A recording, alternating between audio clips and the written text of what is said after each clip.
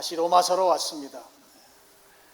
로마서 3장이 굉장히 중요한 장인데요. 3장에서 강조하는 것이 믿음으로 이롭게 된다 하는 것이에요. 바꿔서 요즘 말로 말하면 믿음으로 구원받는다라고 하는 말씀입니다. 이것이 성경이 가르치는 이 복음, 진리인데요. 그럼 그렇게 선포했을 때 사람들이 그냥 순순히 믿어주면 얼마나 좋겠어요? 그런데 사람들이 그렇게 믿지를 못합니다. 믿지 않습니다. 왜 그 믿음이 생기지 않는지 그런 것과 관련된 내용을 4장에서 기록해 놓고 있습니다. 4장에 보면 적어도 한 3가지 정도가 믿음으로 이롭게 된다, 믿음으로 구원받는다고 하는 이 진리를 받아들이지 못하게 만드는 장애물로 소개가 되고 있죠. 그 중에는 우리가 지난 시간에 살펴봤던 행위의 문제입니다. 이 행위가 구원받는 것과 연결된다고 하는 그런 사고방식이죠. 왜 그렇게 되었는가? 지난번에 말씀드린 대로 우리 세상의 이치가 인과의 원리에 의해서 지배되기 때문에 그 인과의 원리는 어떤 인풋이 있으면 아웃풋이 반드시 있다. 원인에 따른 결과가 이제 세상을 살아가는 원리로 우리가 이렇게 살아가고 있습니다. 그러다 보니까 구원이라고 하는 거 이거 공짜로 준다는 거잖아요. 은혜로 준다는 것입니다. 거저 준다는 것을 수용하지 못하는 거예요. 그래 이 행위 문제가 순순히 믿는데 장애물이다 하는 걸 우리가 지난번에 살펴봤고요. 오늘이 이제 2번째 큰 장애물입니다. 9절부터 12절까지 내용인데요. 이 내용은 구원받을 대상에 대한 일종의 특혜 내지는 그 차별적 그 구원 뭐 이런 부분들을 구원받는 순순히 받아들이지 못하는 요소로 소개하고 있습니다. 구원이 믿음으로 된다는 거 동의한다. 그런데 그거 아무에게나 다 줄 수 없는 거 아니냐 뭐 이런 것이죠.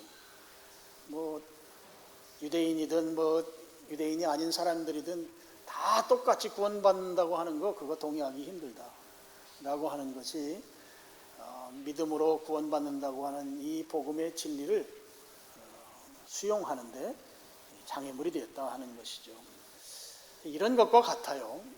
이제 광복절이나 뭐 크리스마스, 성탄절 같은 때 대통령이 특별 사면을 해주잖아요.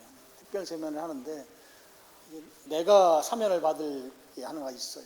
그게 뭔가 하면 교통 법규를 어겨서 벌점이 쌓인 게 있단 말이에요. 그게 이제 사면이 되는 경우들이 있습니다. 제가 그렇다는 게 아니고 그런 아주 별거 아닌 일종의 생활사범에 대한 사면이 있고 그런데 그런 별것 아닌 것만 사면해주면 좋은데 완전히 그 강력범죄자들도 다 사면을 해주는 거예요. 그랬을 때 이 교통 벌점 사면 받은 사람 입장에서 어떻게 내가 그 강력범죄를 지은 사람들하고 이렇게 동일하게 사면을 받을 수 있는가? 이것은 뭐 요즘 쓰는 말로 공정하지 않다, 상식에 맞지 않는 것이다. 그래서 받아들이지 않으려고 하는 그런 것과 같은 이치입니다. 유대인들이 특별히 거기에서 발끈했던 것이죠. 유대인들은 구원하는 거 아무나 하면 안 됩니다. 자기들에게 좀 특별 대우가 필요합니다. 이런 것이죠. 그러면서 그 근거로 주장한 것이 할례입니다. 우리 몸에 할례라고 하는 흔적이 있는데 이걸로 볼 때 우리는 구원받는데 특별하게 하나님이 대우해 주셔야 합니다. 이방인들, 세상 사람들과 똑같이 대우하는 거 그거 받아들일 수 없습니다. 그런 태도가 이 믿음으로 구원받는다고 하는 이 복음의 진리를 순순히 받아들이지 못하게 했다 하는 것입니다. 여러분 초대교회 시대에도 초대교회 시대라고 하는 것은 우리 성경이 기록된 그 시대 즈음을 말합니다. 초대교회 시대에도 예수님을 믿는 유대인들이 생겨났잖아요. 그런데 그 사람들이 그냥 순수하게 예수님을 믿기보다는 할례와 함께 할례를 받아야만 구원받는다고 생각을 했습니다. 우리 성경 한 구절을 한번 보겠습니다. 사도행전 15장 1절입니다. 우리 같이 한번 읽겠습니다. 어떤 사람들이 유대로부터 내려와서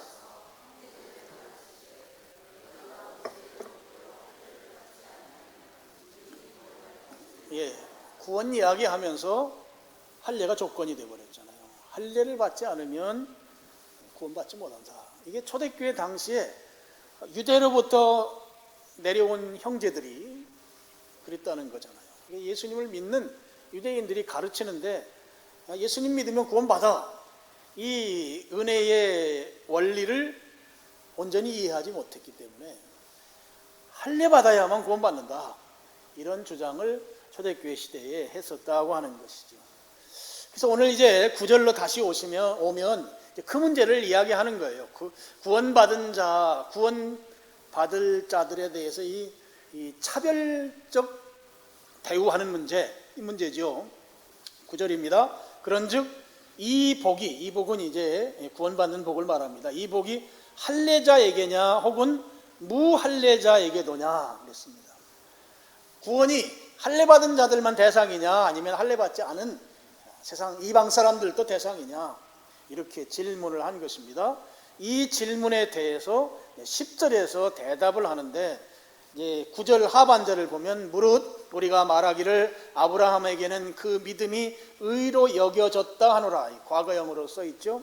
이건 무엇인가 하면 그 아브라함이 믿음으로 의롭다고 한 것은 이미 내가 다 설명을 했다. 그러니까 여기에서는 다시 언급하지 않겠다 이런 말입니다. 그런 다음에 이제 10절에 가서 대답을 하는 거예요. 10절 그런즉 그것이 어떻게 여겨졌느냐 할례시냐 무할례시냐 할례시가 아니요 무할례시니라. 이 성경이 어렵지요. 그냥 할례 무할례 뭐 할례시냐 무할례시냐 이렇게 되어 있는데요. 이제 여기에 그것은 믿음으로 의롭게 되는 것을 말하는데요.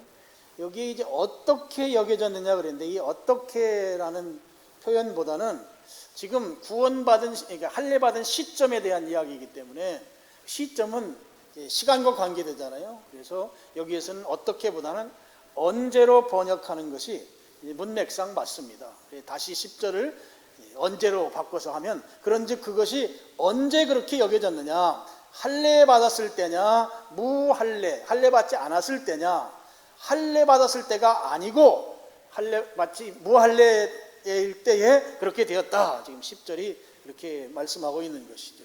아브라함이 의롭다고 여겨진 것, 요즘식 표현을 하면 구원받은 것은 할례 받기 전에 그 일이 이루어졌다 하는 것이죠.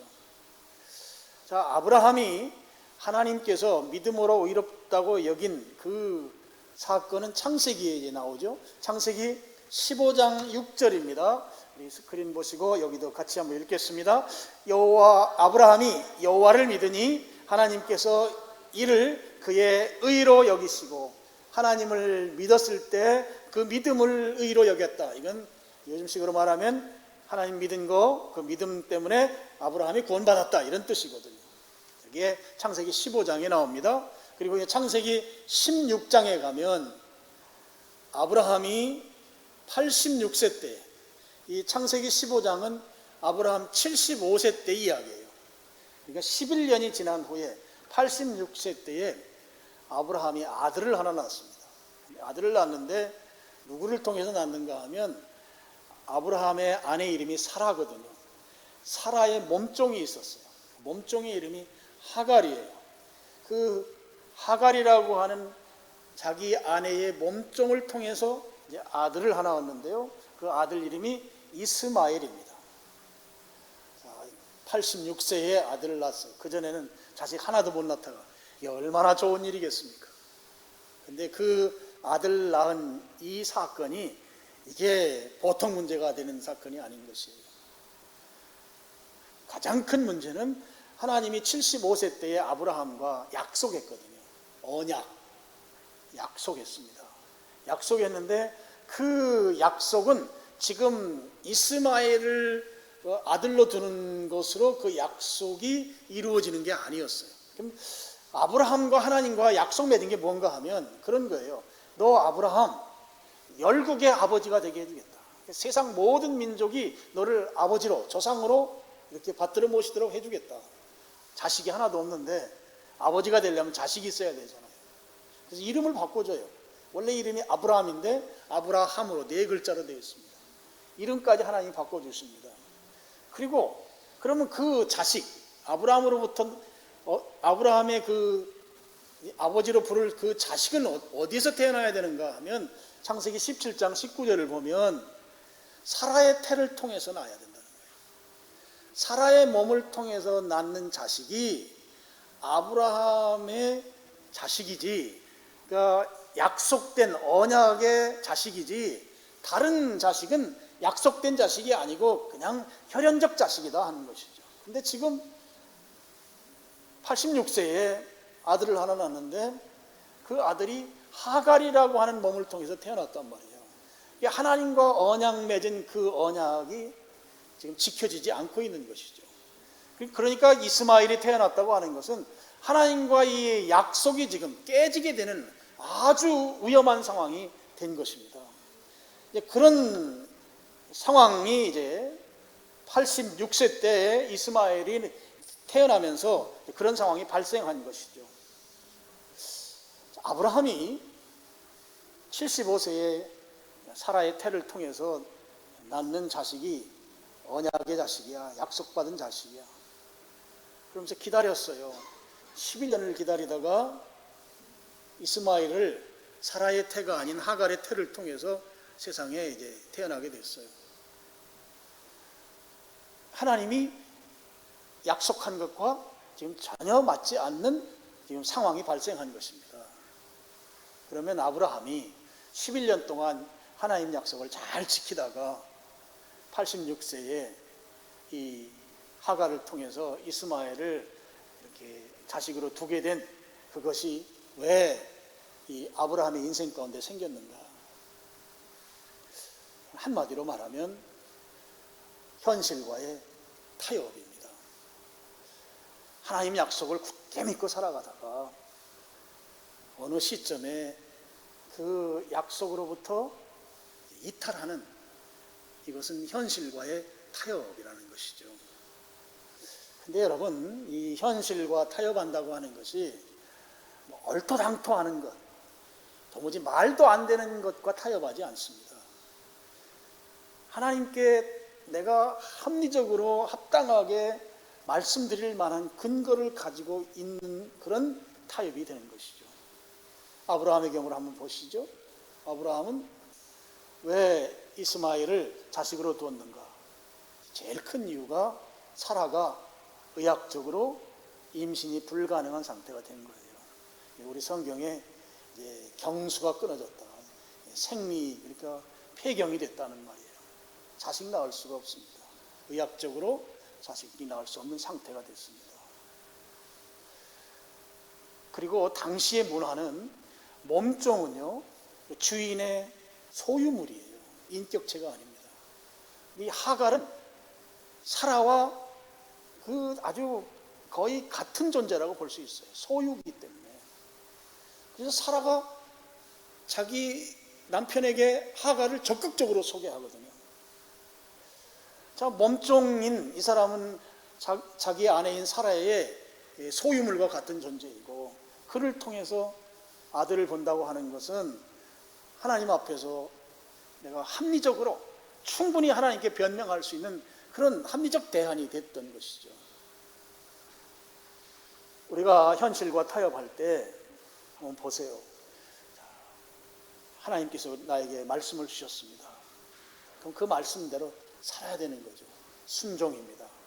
근데 순종하려고 보니까 현실적으로 순종할 수 없는 상황이 발생할 수 있어요. 발생할 수 있어요. 가정법으로 썼는데 실제로 발생합니다. 말씀대로 살 수 없는 상황들이 우리 삶 가운데 펼쳐지는 거죠. 그러면 우리는 어떻게 합니까? 대안을 찾습니다. 대안을 찾는데 그 대안이 얼토당토하는 대안이 아니고 하나님의 뜻에 부합된다고 믿어질 만한 대안을 가지고 하나님 앞에 나가는 거죠. 그게 우리의 약점입니다. 우리가 갖는 한계입니다. 현실과 타협하는 그 타협이 하나님께 말씀드리기에 이것도 타협입니까? 라고 항의할 만한 그런 수준에서 우리가 타협한다는 것이에요. 지금 아브라함이 그런 모습을 보였던 것입니다. 그랬을 때 하나님께서 이 이스마엘이 13살이 됐을 때, 그때가 아브라함이 이제 99세 때입니다.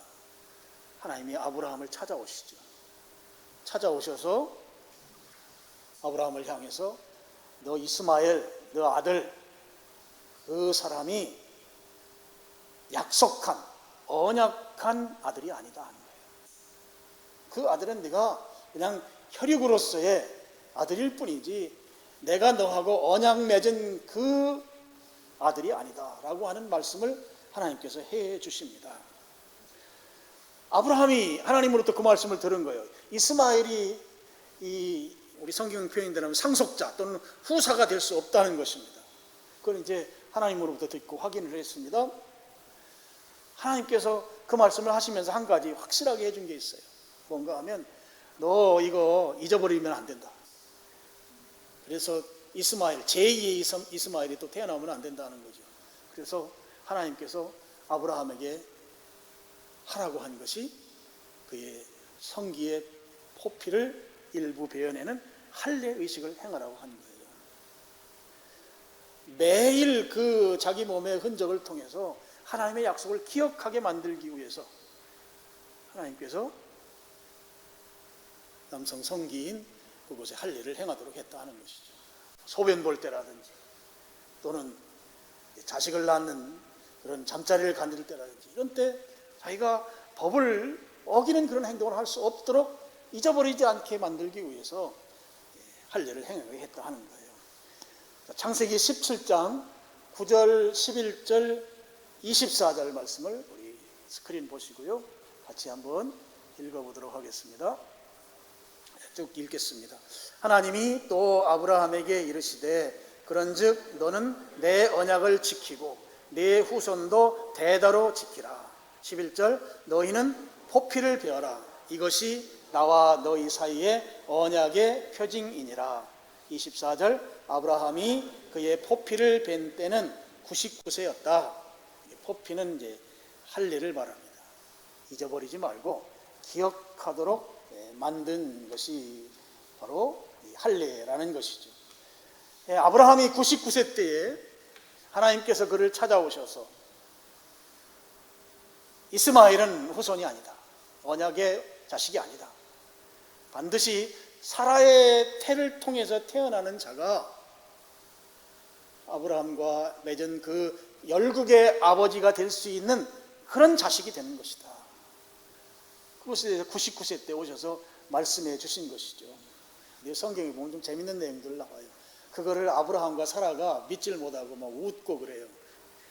그러니까 하나님이 아무리 그렇게 말씀하셔도 이거 안 됩니다. 뭐 그런 의미를 담겨 있는 반응들을 보이죠. 그럴 때 하나님이 아주 단호하게 이제 말씀을 하셨고 그 말씀 이후에 이제 아브라함이 하나님 말씀대로 순종해서 이제 할례 의식을 이제 행하게 되는 거죠.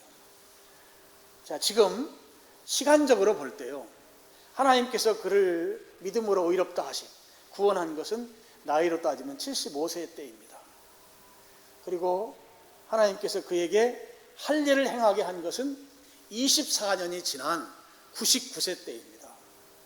그러니까 지금 유대인들이 또는 이 구원에 대해서 구원받는 대상에 특별한 대우가 있는 사람들, 그 사람들을 좀 인정해달라고 하는 이 구원받는 데 장애가 돼 있는 이 문제를 갖고 있는 사람들에게 야, 할례는 구원의 조건이 될 수 없다 하는 거예요. 아브라함 봐라. 하나님이 먼저 구원해 주시고 그 이후에 할례했다. 그것도 24년 지난 후에 할례했다. 초대교회 시대에 이게 보통 골칫거리가 아니었단 말이에요. 유대인 아닌 사람들이 예수님 믿는다고 들어오면 야, 너희들 구원 못 받아. 우리처럼 너희들도 할례해야 해. 이게 당시 교회 안에서 상황이었고, 근데 그 유대인이 아닌 사람들은 할례에 순종하지 않았단 말이에요. 그게 상당히 감염도 될 수 있고 어려운 그런 요소이기 때문에 내가 왜 그거 해야 되느냐, 그냥 예수님 믿으면 되지 하고 이방인들은 그렇게 생각을 했기 때문에 교회 안에 아주 이 보통 문제가 아니었습니다. 그런 부분에 대해서 지금 성경을 통해서 바로잡아주고 있는 것이죠. 할례는 구원의 조건이 아니다 하는 거예요. 그러면 굳이 할례 받을 필요가 없지 않느냐, 그렇게 질문할 수 있을 것입니다. 그래서 할례의 그 목적을 11절에 소개하고 있습니다. 11절, 그가 할례의 표를 받은 것은 무할례 시에 믿음으로 된 의를 인친 것이다 그랬습니다.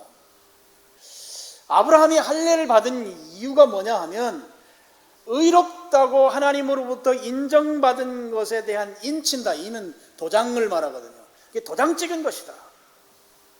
바꿔 말씀을 드리면 구원받는데 다른 방법으로는 의롭게 될 수 없다라고 하는 증거가 할례다 하는 거예요. 할례는 다른 방법으로 구원받으려고 하지 말아라. 바꿔 말하면, 아브라함에게 말하면, 야, 제2의 이스마엘 만들 생각하지 마라. 그거 가지고 안 된다 라고 하는 확실한 확인 도장이 할례라 하는 것입니다.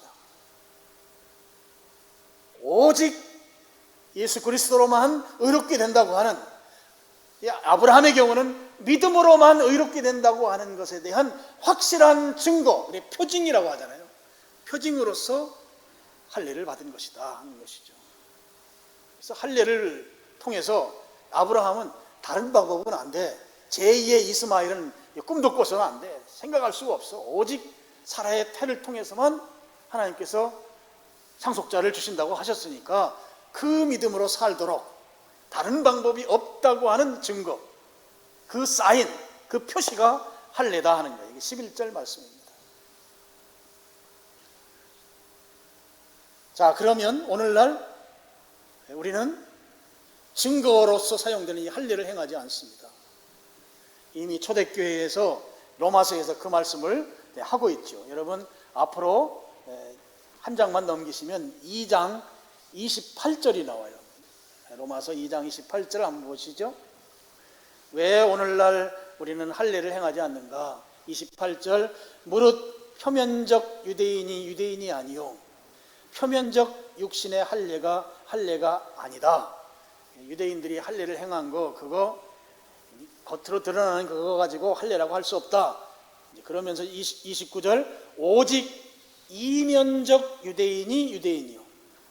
이면적이라는 것은 이 내적인 그런 유대인을 말하는 거죠. 영적인 유대인을 말하는 것이죠.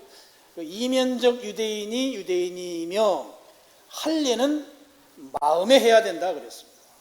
지금 할례를 하지 않는 것은 우리 로마서 말씀대로 마음에 할례를 행하기 때문이죠. 확인 도장은 성령님께서 인쳐 주십니다. 성령님이 확인 도장을 찍어 주신다고 하는 거예요. 여러분, 우리가 예수님을 주와 그리스도로 믿습니다. 예수님이 유일한 나의 구원의 주님이시고 내가 그분을 주님으로 받들어 모시는 삶을 삽니다. 그걸 그리스도인이라고 말해요. 근데 그 믿음이 흔들리지 않는 이유는 성령님께서 확실하게 도장 찍어 주셨기 때문이에요. 성령님의 도장 찍어 주심이 이게 마음의 할례입니다. 성령님의 인쳐 주심, 성령님에 의해서 우리가 구원이 흔들리지 않는 거예요. 구원의 확신이 생기는 것입니다. 내가 어떤 상황이 있을지라도 하나님께서 나는 예수님을 주와 그리스도로 고백하는 신자로서 살아가는데 상황이 어찌할지라도 내 이 구원받은 믿음이 흔들리지 않는 것은 성령님이 단단히 붙들어 주셨기 때문에, 인쳐 주셨기 때문에 그렇게 되는 것이죠. 그래서 우리의 믿음은 성령님의 인쳐 주심으로 말미암아 믿어져서 믿는 믿음이에요. 흔들리지 않는 믿음. 오늘날은 내적인 할례, 마음의 할례 시대인 것이죠. 자, 오늘 11절 말씀 하반절을 좀 보시겠습니다. 3장 11절 하반절, 이는 무할례자로서 믿는 모든 자의 조상이 되어 그들도 의로 여기심을 얻게 하려 함이라. 그러니까 아브라함이 할례 받기 전에 의롭게 되었기 때문에 할례 받지 않은 이방인들도 구원받는데 아무 문제가 없다고 하는 거죠. 지금 오늘 순순히 복음을 받아들이지 못하는 사람들, 구원받는데 어떻게 세상 사람들하고 똑같이 우리가 대우받을 수 있느냐라고 생각하는 구원의 특혜를 주장하는 사람들, 그 사람들을 향해서 아브라함이 구원받은 것이 할례받은 이유가 아니고 할례받기 훨씬 이전에 구원받았기 때문에 이방인들, 할례받지 않은 사람들도 구원받는데 아무 문제가 없다는 것이에요. 구원에 있어서 하나님은 결코 차별적으로 대우하지 않으신다. 그 말씀이 11절 말씀인 거죠. 12절 또한 할례자의 조상이 되었나니, 이 말은 할례받지 않은 사람의 조상도 되지만 아브라함이 당연히 할례받은 사람들의 조상도 된다, 그 말씀인 거죠. 그렇기 때문에 구원에 있어서 할례받은 자 우대해 줘야 합니다. 그런 말 할 필요 없다, 그럴 수 없다, 그런 말입니다. 12절 하반절 보겠습니다.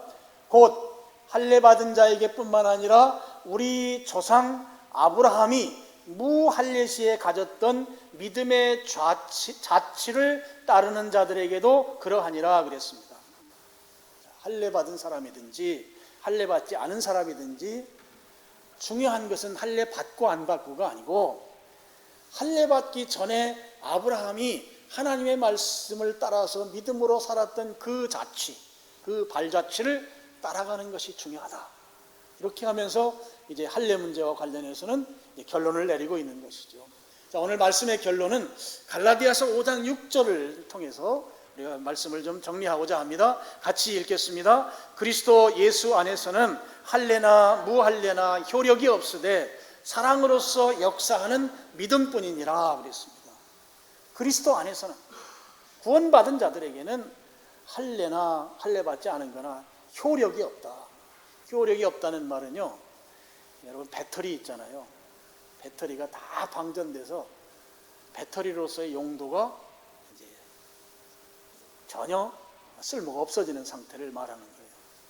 배터리가 용도가 다 하면 어떻게 합니까? 쓰레기통에 집어넣는 거죠. 모양은 배터리의 모양이지만 용도가 없기 때문에 버려지는 거예요. 할례와 무할례는 그리스도 안에 있으면, 좀 죄송한 표현이지만 쓰레기와 같은 것이다. 아무런 효력이 없다는 것이죠. 그럼 효력이 있는 게 뭐냐? 하반절입니다. 사랑으로서 역사하는 믿음뿐이다 그랬습니다. 사랑으로서 역사하는 믿음. 여기 역사라는 말에 영어 성경을 보면 expressing이라고 되어 있어요. 표현한다는 뜻이잖아요. 나타난다. 또 다른 성경은 working이라고 되어 있습니다. 사역에 대한 말이에요. 그래서 이 말씀을 좀 해석을 하면 우리에게 구원의 은혜를 주신 하나님의 사랑, 그 사랑을 믿음으로 나타내며 사는 것이 그리스도인의 마땅한 태도이다, 이런 뜻입니다. 하나님께서 우리를 구원해 주시는 놀라운 사랑을 주셨어요. 그 사랑을 우리가 믿음으로 나타내면서 사는 것, 이게 중요하다는 거예요. 할례 무할례가 중요한 게 아니고, 오늘 내가 그리스도인으로 사는데, 오늘 내가 하나님의 그 십자가의 은혜로 사는데 그 사랑을 믿음으로 나타내며 사는 것, 그 삶을 사는 것이 중요하다는 것이죠.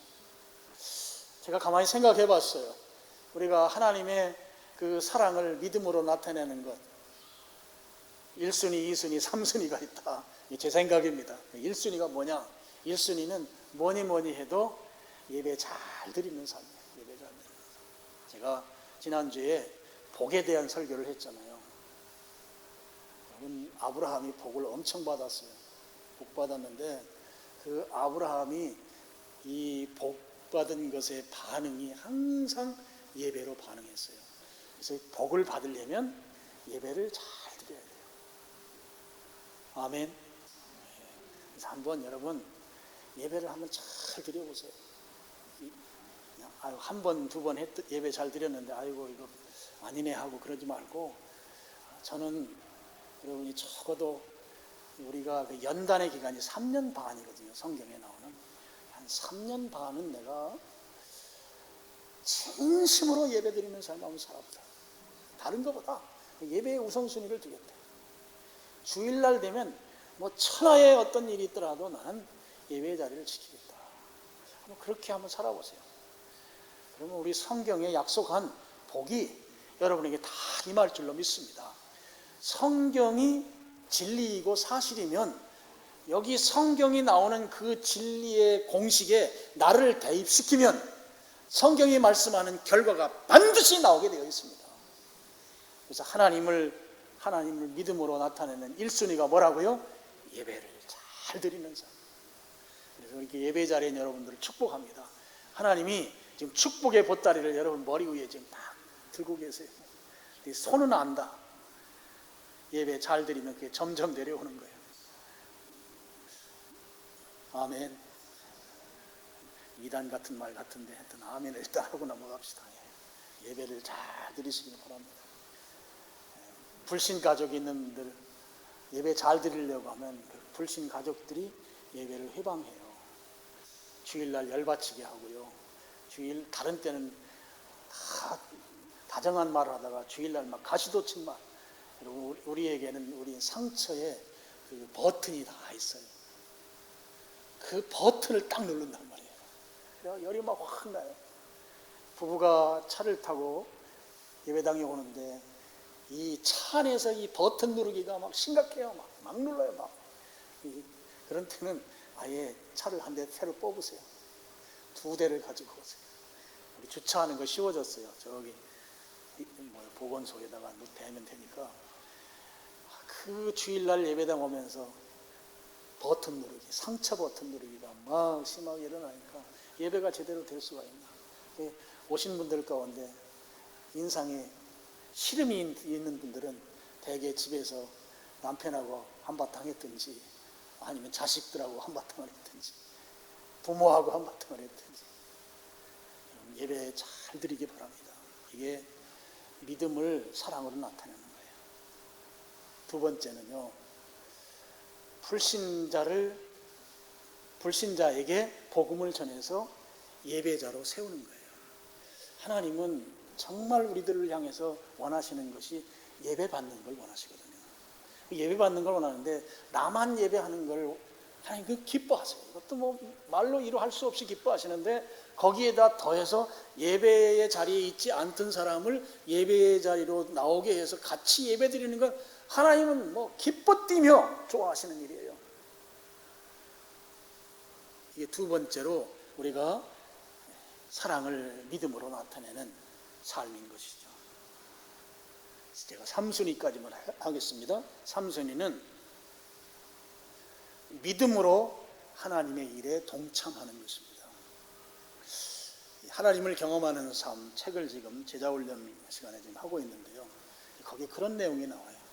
내가 내 힘으로 노력하면 내가 드러나지만 하나님의 일에 내가 믿음으로 참여하면 하나님이 드러난다. 이 하나님이 드러나는 일을 하나님을 경험하는 삶 책에서는 뭐라고 말하는가 하면 하나님 사이즈라는 말을 써요. 하나님 사이즈. 그 하나님 사이즈의 일에 내가 동참하는데 그 동참하는 것은 믿음으로 동참이 가능한 거예요. 믿음으로. 그렇게 믿음으로 참여하면 믿음이라고 하는 요소 때문에 내가 드러나는 것이 아니고 하나님이 드러나는 것이죠.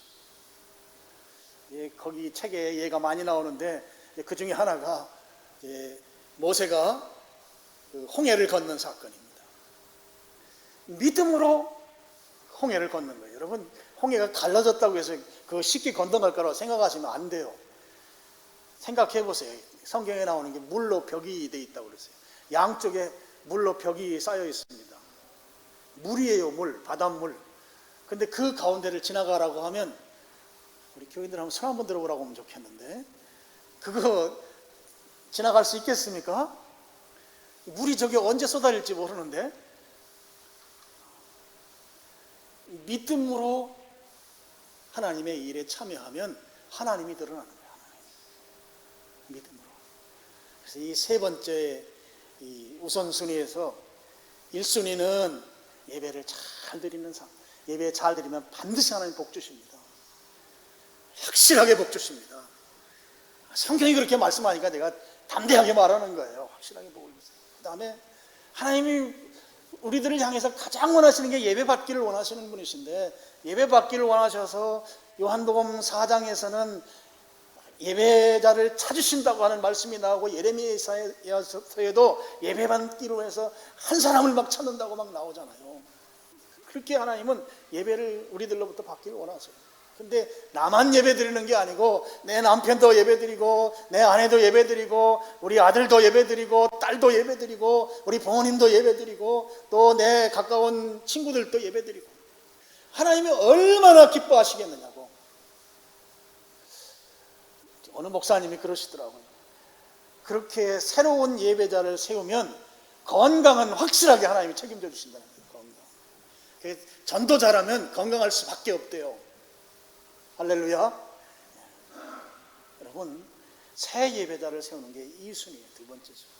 3순위는 믿음으로 하나님의 일에 참여하는 것입니다. 하나님 사이즈의 일에 참여하는 거예요.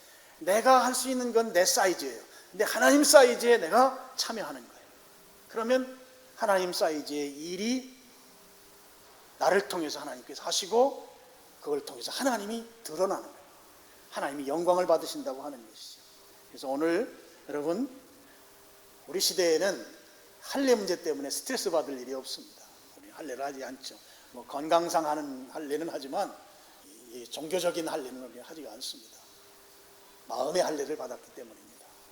그래서 할례 때문에 스트레스 받을 일은 없는데, 오늘 우리에게 중요한 것은 그리스도 안에 있으면 할례고 뭐 할례고 다 효력 없는 거다. 그거 방전된 배터리와 같은 것이다. 진짜 효력이 있는 것은 사랑으로 역사하는 믿음이다. 그러니까 믿음을 드러내는 삶을 사는 것이다. 세 가지를 제가 말씀드렸어요. 진실되게 하나님 예배하는 삶을 살자. 그리고 새로운 예배자를 한번 세워서 하나님께 더 많이 예배 드릴 수 있도록 그렇게 하자.